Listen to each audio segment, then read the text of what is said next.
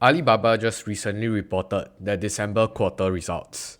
And of course, we are back onto Seeking Alpha to see what the biggest Alibaba bear has to say about it. And before we begin, don't forget the drill. Remember to help gently tap the like button. So I believe Mr. Bo has been a very frequent guest, even though I didn't really invite him onto my channel specifically, but I have made several commentaries around his Seeking Alpha article. And for those of you who don't really know him, a quick crash course.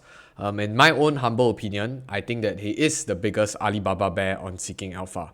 I think based on his own rating history, he has constantly been touting that Alibaba is still uninvestable and he has been giving a lot of whole rating. So Mr. Bo starts off with a very intriguing title.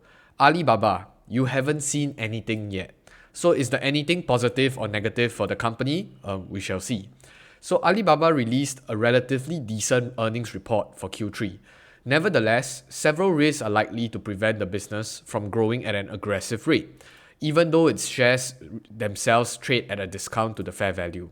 So the increase in geopolitical risk is also making it hard to justify a long-term position in the company. While the reopening of China certainly is going to have a positive effect on Alibaba, there are still several major red flags that make it hard to justify a long-term long position in the company. So even though Alibaba's shares continue to trade at a discount to the business's fair value, the decline of profits from the company's stake in Ant Group, coupled with weak growth of the cloud business, along with the increase of geopolitical risk, discourages adding its shares to the portfolio for long-term investors.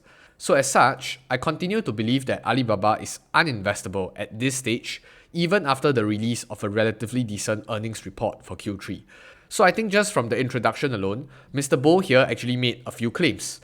I think firstly, he did say that he acknowledges the positive effects of the China reopening story. And I think like many of my other previous videos, especially those that are done in 2023, the China reopening story is basically the entire thesis into why people are even remotely interested into investing into many of these Chinese names. Secondly, he did also maintain the position that he thinks even at today's valuation, Alibaba is still relatively undervalued. And last but not least, he did agree that it was a decent earnings results. On the flip side, he did also outline a few of the critical risks that investors should look out for. Firstly, it's about the declining of profits from Ant Group. Secondly, it's about the weak growth of cloud. And last but not least, of course, it's about geopolitical tensions. So let's look into his specific claims. So back to growth. Last week, Alibaba released its earnings report for Q3, which covers 3 months from October to December. At first, it seems like it's a good report as the company manages to increase its revenue by 2% year on year in local currency. However, due to the devaluation of the yuan and the strong dollar, Alibaba's revenue in Q3 of 2023 of 35.9 billion was down from 38 billion in Q3 of 2022 in dollar terms. Specifically, I'm not really very interested in terms of the currency fluctuation because in this case, the dollar might strengthen, the dollar might weaken.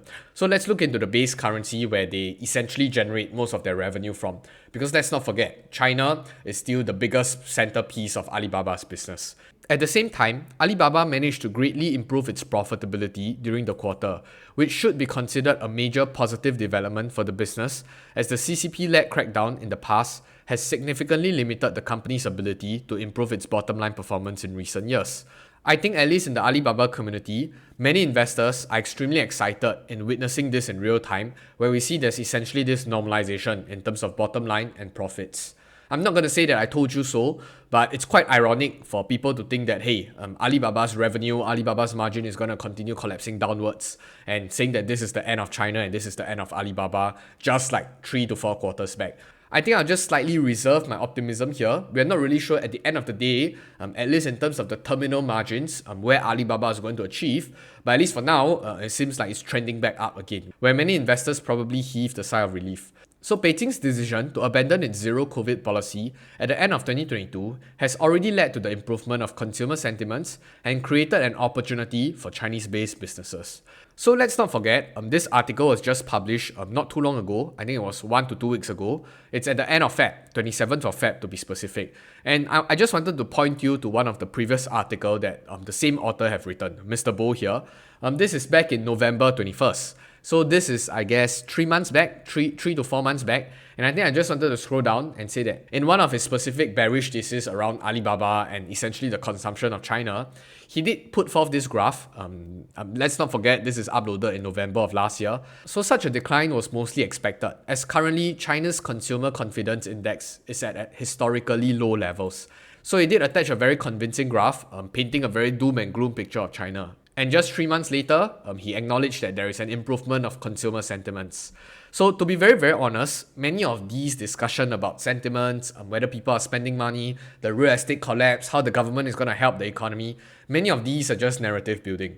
Narrative building in a sense where it can flip on itself overnight. And by overnight, I really mean overnight. So that is why your job as an investor is really to kind of look through all these noises and many of these short-term headwind and to project outwards into the future. Understanding the economics of the business, understanding how the business is going to perform, where their margins are going to be at, and how are they going to generate revenue, and whether it has a sustainable economic mode or not. So let's not forget, at the end of the day, you are not investing in ticker symbols. Every single company shares that you buy, there's an actual company out there, and you just have to understand how the company is going to function and how they're going to earn profits, which by extension, how they're going to reward shareholders, which is you and I. Now, considering this, it's time to update Alibaba's DCF model to figure out what is the business fair value in this new environment. So back in November, I already created a model that hasn't fully factored in the reopening of China, as Beijing wasn't fully committed to pivoting on its domestic policy at that time. So back then, my model showed that Alibaba's fair value to be around $115 per share. I mean, not to take a jab at Mr. Bo here, but do you really think China is going to continue with their zero pandemic strategy out perpetually into the long term? I'm not too sure, but that's just my point. Now, the biggest change in the updated model below is the improvement of the top line performance in the following years, as China's reopening creates an opportunity for Alibaba to perform much better than previously expected. So all the other assumptions remain the same, as the improvement of profitability has already been factored in the previous model, while the WACC rate of 7.29% also remained unchanged, mostly due to the low interest rate environment that China currently enjoys as Beijing continues to stimulate the economy. So I think one important factor that many investors might underestimate is really this idea of a discount rate. As we know, at least in the US counterparts, the Federal Reserve has constantly been hiking rates. I think the 10-year yield is at like 3.9% or 4% now. And when interest rates are at such an elevated level, many finance models are going to be impacted severely because all their discount rates, due to the time value of money, they will heavily discount all future projections. But let's not forget, in China, they're intending to stimulate the economy.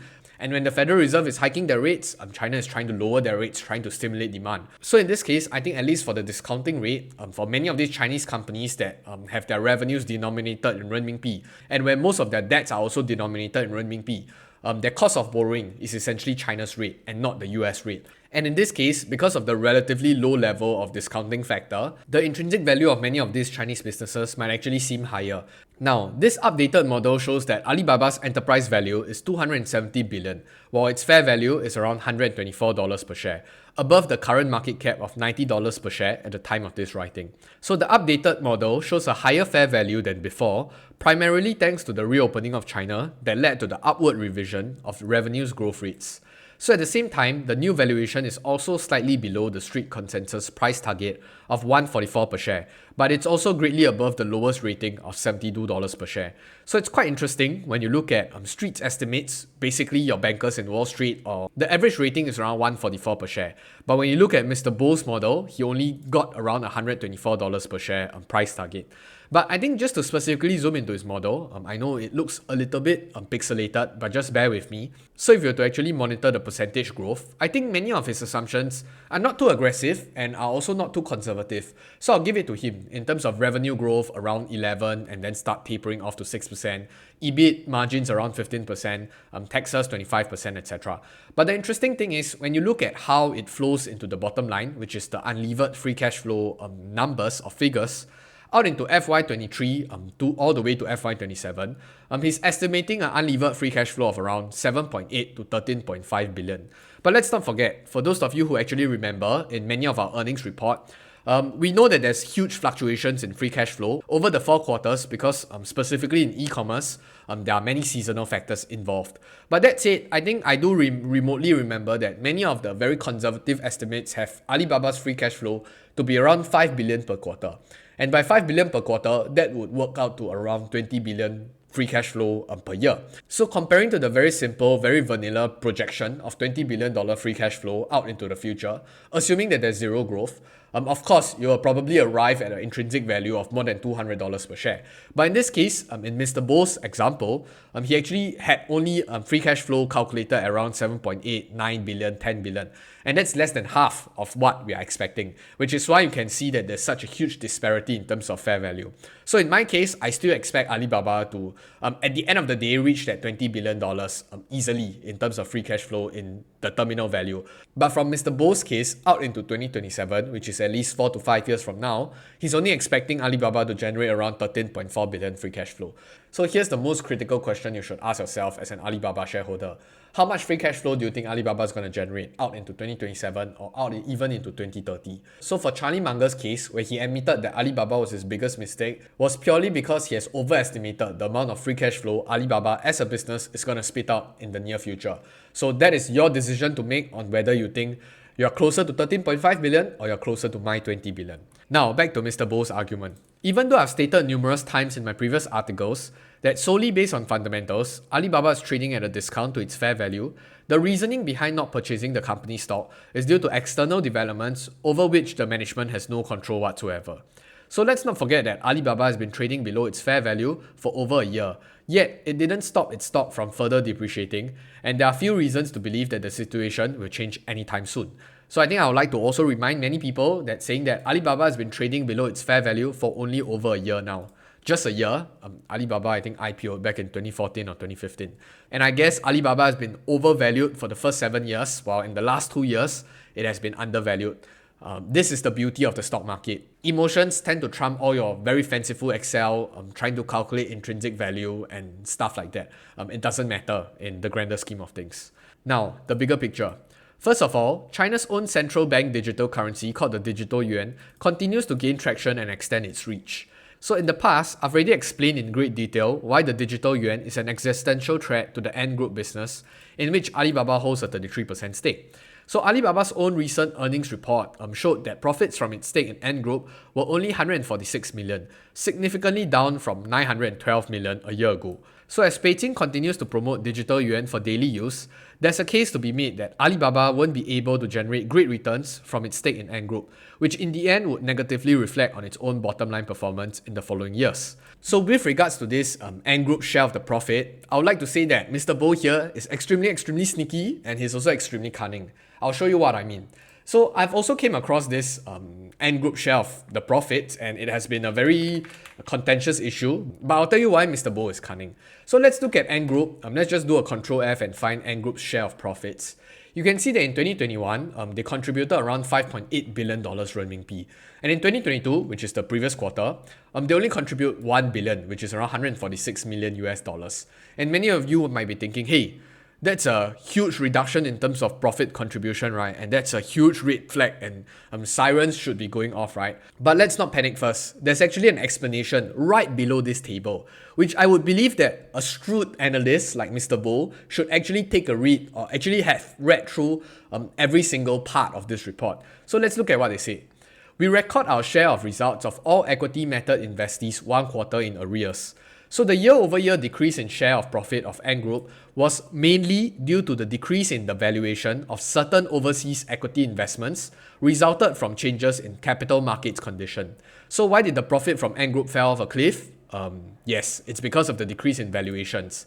And likewise for Alibaba's net income on a net basis, they tend to write up and write down investments which impact their bottom line. So this has literally zero relations to this argument behind digital yuan is an existential threat. So which is why I said Mr. Bo is extremely cunning in this case when he put forth the argument.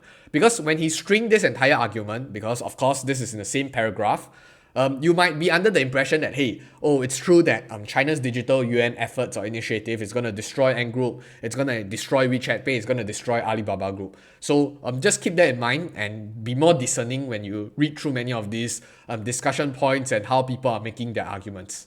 Now, secondly, Alibaba's cloud business also continues to disappoint investors at a time when its Western peers, such as Amazon, are able to grow their cloud business at a double-digit rate even in the current environment of a relatively strong dollar and the macroeconomic uncertainty. Same thing, be more cognizant in terms of how he put forth his argument. China's macroeconomic uncertainty has arrived 2 years earlier than the US. And we're essentially just at the start of the macroeconomic uncertainty of the rest of the world, while China has already underwent their uncertainty. That's one. And number two, because of the entire crackdown episode, many of these tech companies have also pulled back their spending. So the focus shouldn't be in the last 4 quarters, but more so the next 4 quarters, in how Ali Cloud is going to continue delivering growth, or whether has Ali Cloud's growth just ceased to exist. So since this is forward looking, we'll keep our eyes peeled. Now, last but not least, there's also a risk that the pressure against owning the stocks of Chinese-based firms would not ease anytime soon. So now, I've also noted that it's likely that the Sino-American relationship improved in 2023 due to the change in China's foreign policy approach.